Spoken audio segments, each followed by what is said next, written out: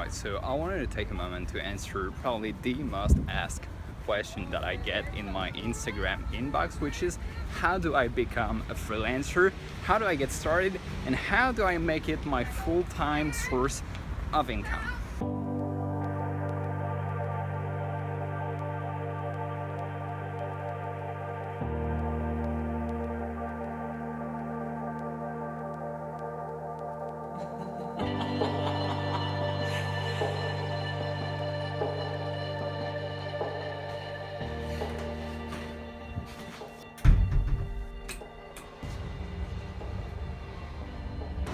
Right, so the day has started. I'm going to Numa, which is a pretty awesome co-working space just like 10 minutes away. And I'm riding the equivalent of New York City city bike. Wish me luck.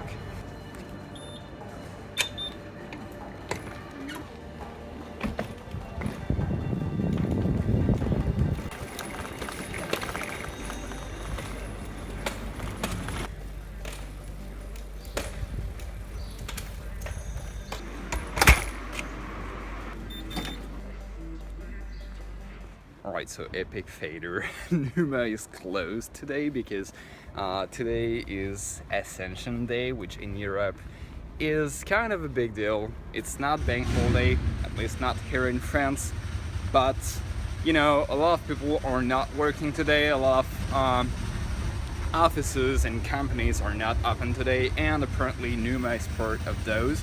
So it's perfectly okay, I'm gonna find somewhere else. But too bad I can't show it to you guys. I would have loved to. You can clearly notice how empty the city is right now. Like, the streets just for me, and like, come on, where are you people? Everything's closed as well. Yeah, cool. I really wish I can like find somewhere to work quickly if possible. Because I don't want to spend the entire day walking around in Paris, even though the city is beautiful. Definitely no one around here, and this seems like a one-way. Right, so just look at what I found. Never been to that place before. Same, everything's closed. It's incredible. Pretty amazing architecture right here. Hey guys.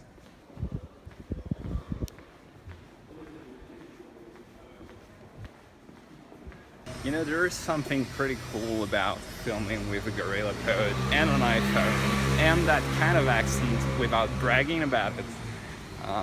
Is that, you know, people tend to think I'm just like a stupid American tourist in Paris, filming itself with a selfie stick. You know, I just get away with it, and people don't mind me at all.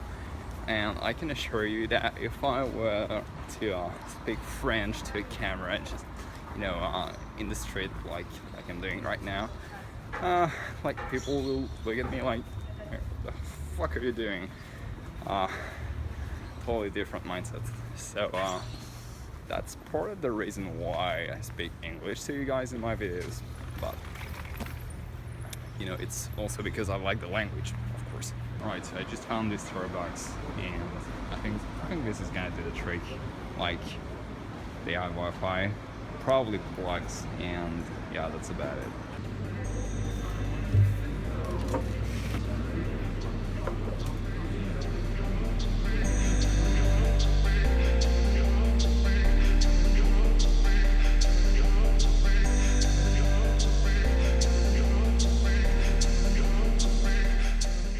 Right, so I got a lot of stuff done on my client's project I'm working on, and yeah, now I'm gonna get something to eat because I'm hungry as fuck, and I'm headed to this very nice and surprisingly cheap Italian place, which is in this street, and I hope that it's up. So, this is the place. And this is what I got. One of the finest paninis in town. Alright, just had lunch. Panini was top notch. But I'm burning right now. Look at this sunlight. Alright, so I wanted to take a moment to answer probably the most asked question that I get in my Instagram inbox, which is how do I become a freelancer, how do I get started, and how do I make it my full-time source of income. I thought this view with the Eiffel Tower was pretty dope, so this is where I'm gonna shoot the rest of the video. Now, I don't want to brag about it and say I'm the most experienced person to give you this kind of advice, because clearly I'm not. There are a lot of people on YouTube, on Instagram, Twitter, etc., blogs that are gonna give you some way more valuable advice on that particular topic. But I still think that my path is worth sharing, so I hope you guys will learn something and will realize that the steps are actually not that complicated to take. The first and most valuable piece of advice I can give you is to start building a network right away.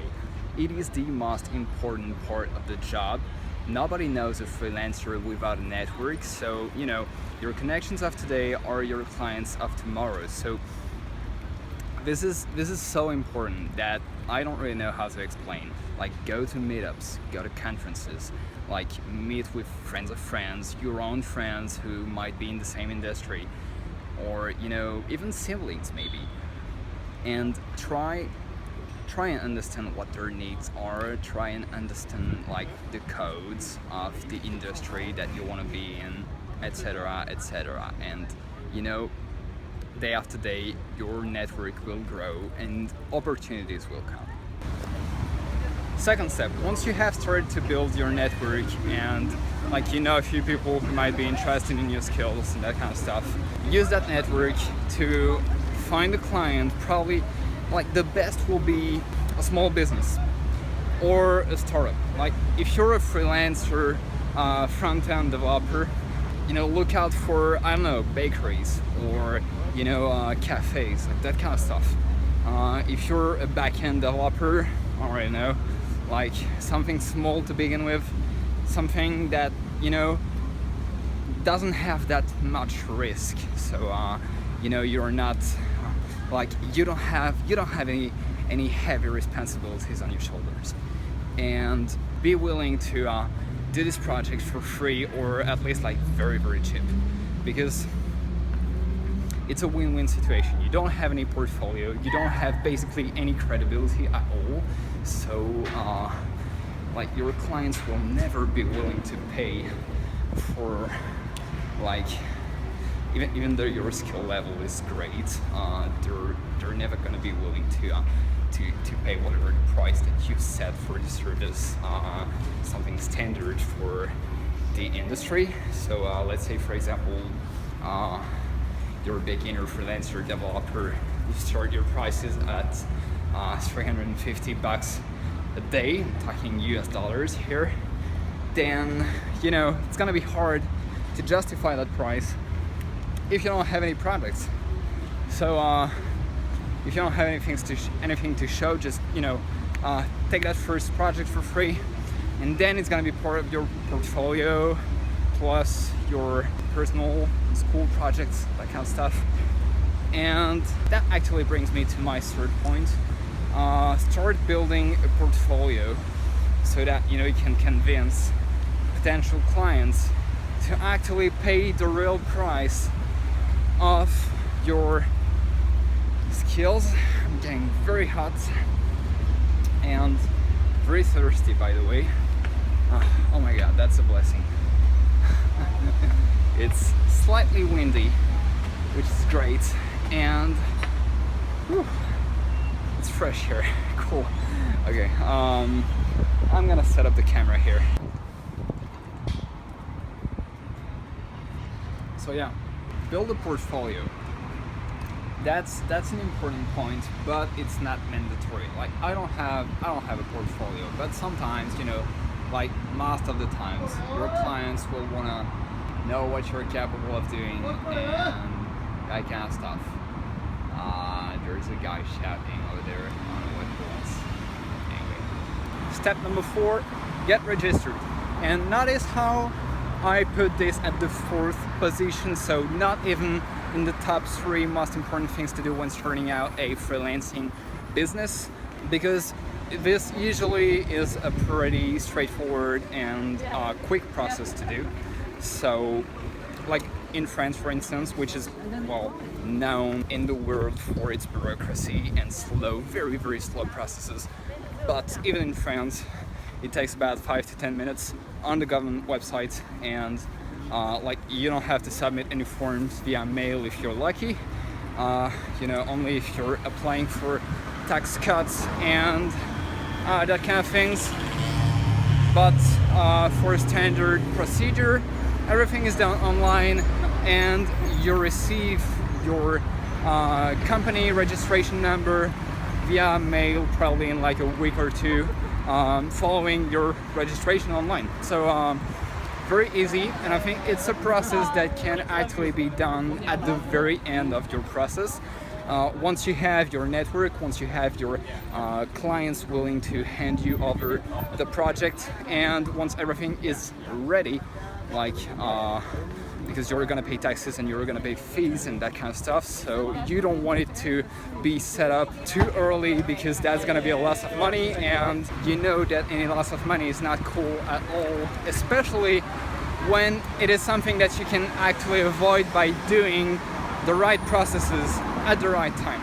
Okay, so now you got your network, you got your first client, got your first project, got your portfolio down, got your registration down as well. Everything is ready, and you can start bidding other clients. So you have two options. One, like client recommendations. I swear by client recommendations because it really brings me like the best projects to work on. But if you want to start collaborating on projects real quick, and you want to have like a very constant cash flow, and like you don't want to run out of projects, basically, you can start right away and register on Upwork, for example. I don't recommend Fiverr because it is most of the time very, very low quality work, but Upwork does the job very well. Point number 6, 6 with the other hand, that is holding the camera. Something very important: start your freelancing journey like alongside your current life, and do not make the switch like right away. Just wait for things to settle and for clients to be regular, so you have this constant cash flow and stuff. And then, this is my 7th and last point, decide when you want to make the switch, and decide when your cash flow is steady enough so that you can actually quit your day job, or at least reorganize everything. And voila, that's about it. I hope this was useful for you guys, and if you have any other questions, or if you want me to like go deeper and dive into some other topics, or if you want me to explain some of the points that I gave here, then just leave a comment, and that will be my pleasure. Now I'm headed to get some more work done. I'm burning right now, dying to find a place that is cool and has indoor seating. Okay, here it is. Okay, got my table, got my drink, ready to work. Lucas could just join.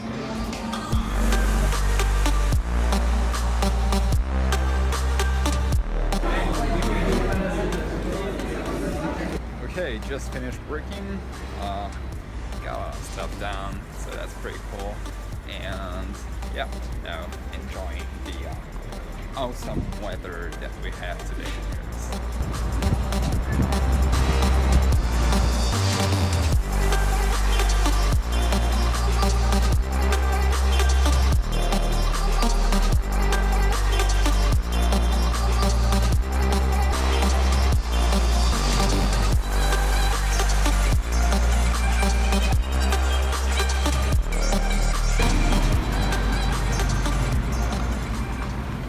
Next Sunday is Mother's Day in France, so we're shopping for a few cute little things with her. So she's getting this USB powered fan because it's getting so hot inside the classrooms that everybody buys these. So she's getting her.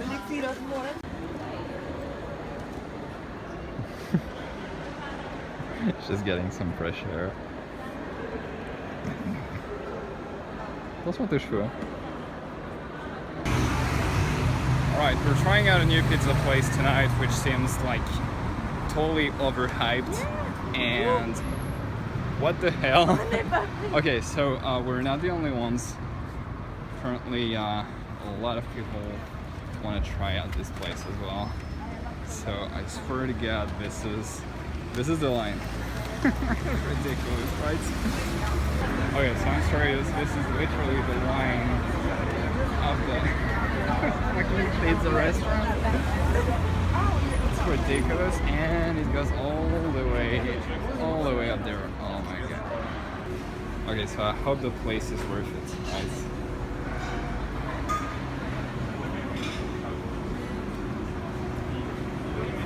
Okay, so the pizza place was a total failure. We didn't want to wait like an hour. They say it was like an hour of line waiting for just a single pizza. So yeah, we felt like going for an Indian restaurant. Look at this place. Seriously, I think it's a little overkill, but well, we're having a great lassi.